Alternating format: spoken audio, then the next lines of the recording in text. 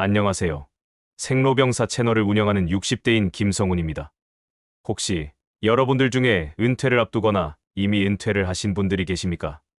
오늘은 여러분들의 은퇴 후 제2의 인생을 보다 건강하고 활기차게 보내시길 바라는 마음으로 간절한 이야기를 해보려고 합니다. 그것은 제 주위에서 실제로 여러분들이 은퇴 후 예상치 못한 어려움을 겪고 계시는 분들이 보여서 안타까운 심정 때문인데, 부디 아래에서 말씀드리는 8가지 항목들을 잘 새겨들어 보시기를 간절히 바랍니다. 아무쪼록 여러분들도 이 9가지를 잘 새겨들으시기 바라며, 이런데 관심 있으신 분들이나 특히 부모님들의 노후가 염려되시는 자녀분들께서는 꼭 이 영상을 공유해 주십시오. 그럼 먼저 영상을 보시기 전에 구독과 좋아요, 그리고 알람을 설정해 주신다면 이런 영상 제작을 하는 저에게 큰 힘이 될 것 같습니다. 그러면 오늘의 주제인 은퇴 후 폐인이 되는 원인은 어떤 것 때문인지에 대하여 바로 이야기를 시작해 보겠습니다. 우선 첫 번째로 사회적 고립은 은퇴 후 피해야 할 가장 중요한 이유입니다. 우리는 직장 생활을 하실 때를 생각해 보면 매일 직장 동료들과 만나서 업무도 처리하고 점심시간에는 함께 식사도 하며 때로 퇴근 후에는 회식도 하면서 자연스럽게 사람들과 소통합니다. 특히 직장 생활을 하다 보면 업무적인 일 외에도 사적인 관계까지 이어져 직장 동료들의 각종 애경사에 참여까지 하면서 서로 끈끈한 관계를 유지하기 마련입니다. 회사를 다니는 동안 모든 인간관계가 직장 중심입니다. 그런데 막상 은퇴와 동시에 이런 일상적인 인간관계가 갑자기 끊어져 만날 사람이 없어지게 되는데, 실제로 많은 은퇴자분들이 이런 상황을 겪기 마련이지 않습니까? 그러니까 직장이라는 공통분모가 사라지면서 자연스럽게 만날 기회도, 대화할 주제도 줄어들게 된다는 것이네. 사실 그러다 보면 하루 종일 가족 외에는 아무와도 대화하지 않는 날들이 늘어나게 됩니다. 그런데 더 심각한 문제는 새로운 인맥을 만들기가 쉽지 않다는 점입니다. 젊었을 때처럼 자연스럽게 새로운 사람들과 친해지기 어렵고 어디서 어떻게 만나야 할지도 막막해지기 마련입니다. 이런 사회적 고립은 단순히 외로움의 문제를 넘어서서 우울감과 무기력감으로 이어질 수 있습니다. 이에 대한 해결책은 아래에서 다시 정리하겠지만 여러분도 생각해 보세요. 현재 여러분의 인간관계 중 직장과 관련 없는 관계가 몇 개나 되시는지 말입니다. 두 번째로는 바로 목적 없는 일상이 문제입니다. 대체로 직장을 다니거나 사업을 하다 보면 거의 매일 아침 일찍 일어나 출근 준비를 하고 저녁 늦게 집에 오는 규칙적인 생활을 해오기 마련입니다.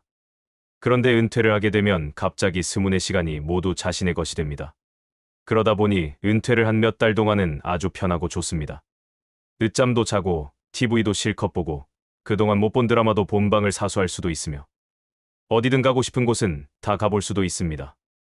하지만 두서너 달째부터 문제가 생기기 시작합니다. 아침에 일어나도 할 일이 없고 하루가 어떻게 지나가는지도 모릅니다. 점점 잠자리에 드는 시간도 늦어지고 일어나는 시간도 늦어지기 시작합니다.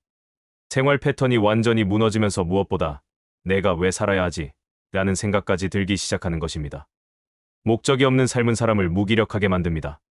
그러니까 평생 뭔가 할 일들이 많고 매일 일에 쫓기듯 사는 것이 몸에 배어 있었는데 갑자기 할 일이 없어지니 초조하고 불안해지기까지 합니다. 때로 사람은 뭔가 할 일도 있고 계속 일이 밀려 있어야 오히려 존재감도 느껴지는데 아무런 할 일도 없거나 찾아오는 사람들도 없어지다 보니 불안감이 엄습해오는 거지요. 작은 목표라도 있어야 하루하루가 의미 있게 느껴지는데 할 일도 없이 무의도식하는 일상은 결국 사람을 망가지게 만드는 결과가 되고 심한 경우 패배감과 우울증이 생기기도 하는 것입니다. 다음 세 번째 요인은 건강관리를 포기하는 것으로, 이것은 정말 심각한 문제입니다. 그러니까 회사 다닐 때는 정기 건강검진도 받고 또 다른 사람을 의식해서 꾸미기도 하면서 어느 정도 건강을 신경 쓰기 마련입니다. 하지만 은퇴 후에는 이제 스트레스도 없으니 건강할 거야 라는 생각으로 관리를 소홀해지며 또한 운동도 시간도 많은데 내일부터 해야지라고 미루며 식사는 대충 때우고 식사 시간도 들쭉날쭉하고 술은 늘어납니다. 시간이 많다 보니 낮부터 술을 마시는 일도 생기며 건강검진도 별일 없겠지 라며 미루기 일쑤입니다. 그러다가 어느 날 몸이 이상하여 병원에 갔더니 당뇨와 고혈압 진단을 받습니다.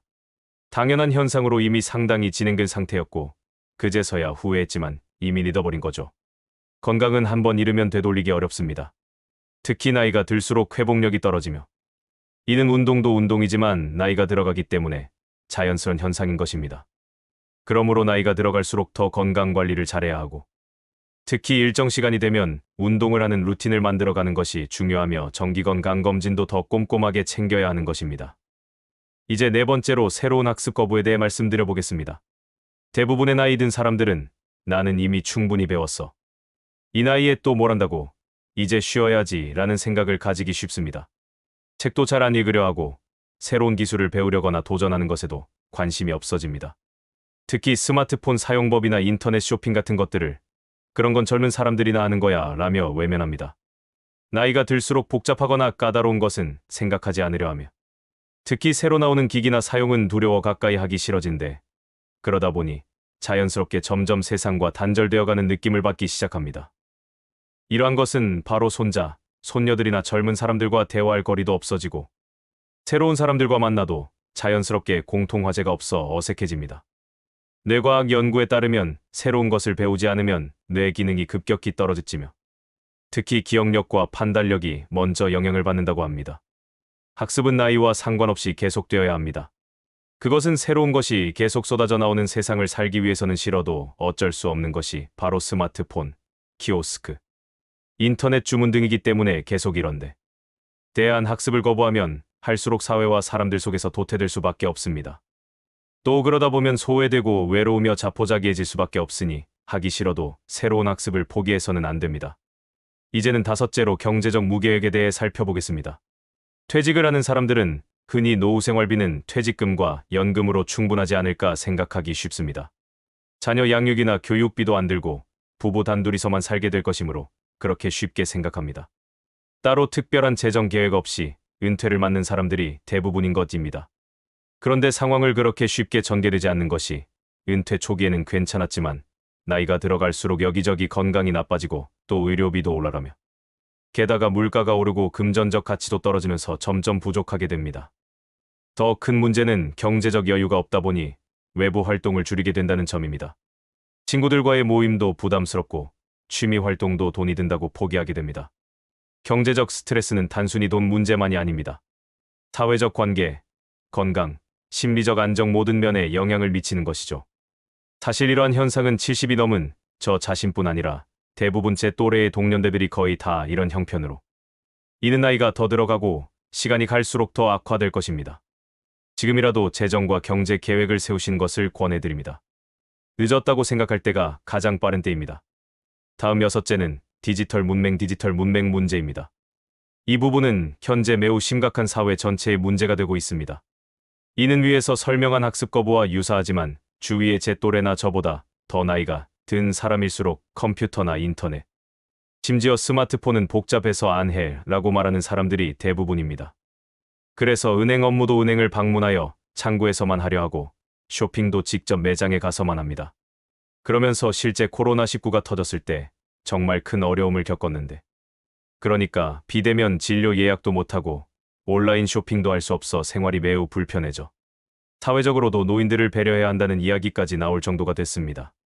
그러다 보니 가족들에게 의존할 수밖에 없는 상황이 되었는데 지금은 디지털 기술 없이는 일상생활이 어려운 시대입니다.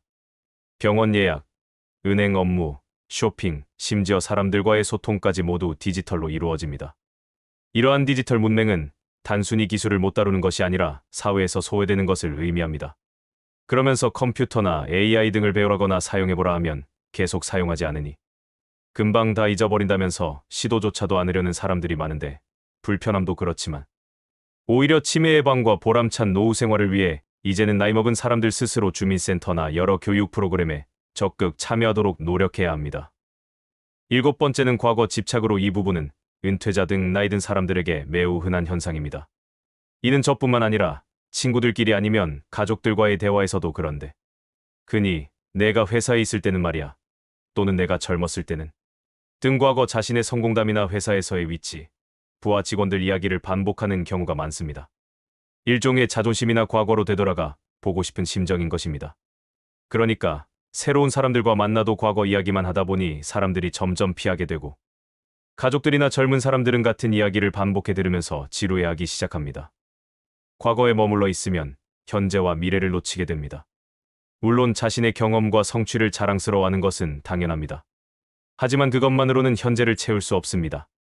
과거는 소중한 추억이지만 현재와 미래에 더 집중해야 하며 앞으로 상대하는 사람들도 친구나 직장 동료들보다 가족이나 사회 구성원은 그렇지 않을 것이기 때문에 과거보다는 당연히 현재나 미래에 더 신경을 써야 할 것입니다. 이제 마지막 8번째로는 취미나 관심사 부재입니다. 우리 또래의 나이 든 사람들은 너무 어렵고 바쁜 생활을 해온 탓으로 취미는 사치이고 일과 업무가 우선이라고 생각하는 경향이 많습니다. 그리고 은퇴 후에 시간과 여유가 생기면 그때 뭔가 재미있는 걸 찾아보자라고 생각하기 일쑤입니다. 그런데 막상 은퇴를 하고 시간이 남아 돌아가면 당장 무엇을 해야 할지 막막해집니다.